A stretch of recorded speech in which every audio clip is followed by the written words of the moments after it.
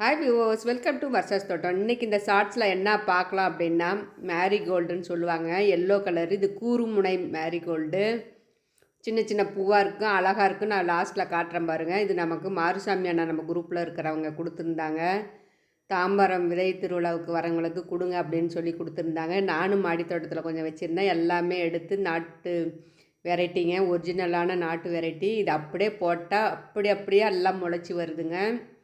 எங்கெல்லாம் கூட்டி அள்ளி கொட்டுறோமோ அங்கெல்லாம் வருதுங்க. இதை தான் நான் எதிர்பார்த்துக்கிட்டே இருந்தேன். என்னுடைய பல வருஷம் தேடுதல் அப்புறம் கிடச்ச ஒரு அரிய வகை பொக்கிஷன் தான் நான் சொல்லுவேங்க.